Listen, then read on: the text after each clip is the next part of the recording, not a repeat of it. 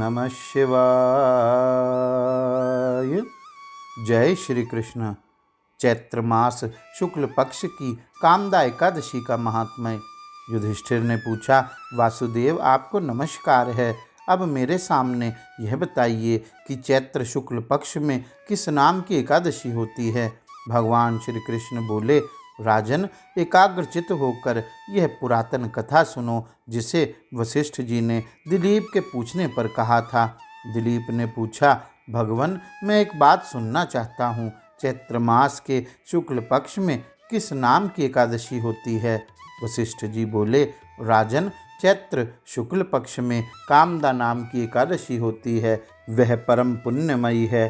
पाप रूपी ईंधन के लिए तो वह दावानल ही है। प्राचीन काल की बात है, नागपुर नाम का एक सुंदर नगर था, जहाँ सोने के महल बने हुए थे। उस नगर में पुंडरीक आदि महाभयंकर नाग निवास करते थे। पुंडरीक नाम का नाग उन दिनों वहाँ राज्य करता था। गंधर्व, किन्नर और अप्सराएं भी उस नगरी का सेवन करती थी। वहाँ एक श्रेष्ठ अप्सरा थी, जिसका नाम ललिता था। उसके साथ ललित नाम वाला गंधर्व भी था। वे दोनों पति पत्नी के रूप में रहते थे। दोनों ही परस्पर काम से पीड़ित रहा करते थे। ललिता के हृदय में सदा पति की ही मूर्ति बसी रहती थी और ललित के हृदय में सुंदरी ललिता का नित्य निवास था।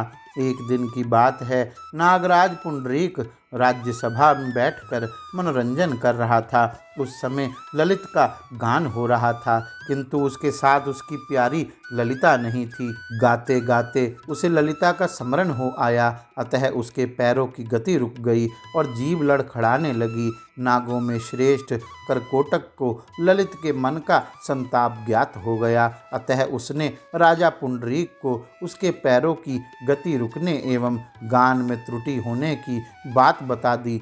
करकोटक की बात सुनकर नागराज पुंडरीक की आंखें क्रोध से लाल हो गई। उसने गाते हुए कामातुर ललित को शाप दिया, दुर्बुद्धे, तू मेरे सामने गान करते समय भी पत्नी के वशीभूत हो गया, इसलिए राक्षस हो जा।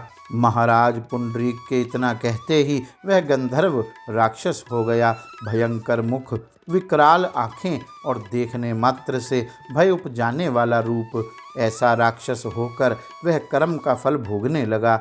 ललिता अपने पति की विकराल आकृति देख मन ही मन बहुत चिंतित हुई। भारी दुख से कष्ट पाने लगी। सोचने लगी, क्या करूं, कहाँ जाऊं, मेरे पति पाप से कष्ट पा रहे हैं। वह रोती हुई घने जंगलों में पति के पीछे पीछे घूमने लगी। वन में उसे एक सुंदर आश्रम दिखाई दिया, जहाँ एक शांत मुनि बैठे थे।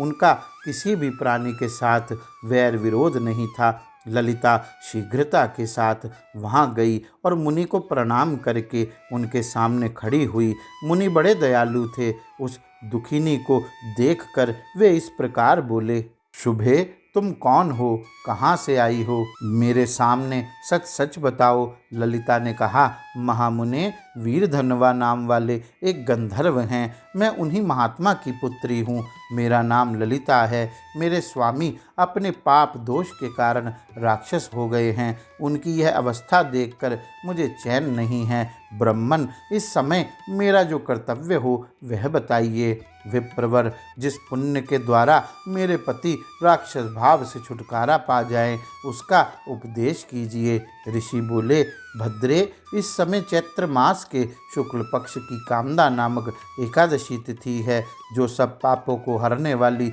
और उत्तम है। तुम उसी का विधि पूर्वक व्रत करो और इस व्रत का जो पुण्य हो उसे अपने स्वामी को दे डालो। पुण्य देने पर क्षण भर में ही उसके शाप का दोष दूर हो जाएगा।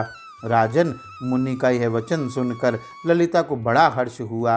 उसने एकादशी को उपवास करके द्वादशी के दिन उन ब्रह्म ऋषि के समीप ही भगवान वासुदेव के श्री विग्रह के समक्ष अपने पति के उद्धार के लिए यह वचन कहा, मैंने जो यह कामदा एकादशी का उपवास व्रत किया है, उसके पुण्य के प्रभाव से मेरे पति का राक्षस भाव दूर हो जाए।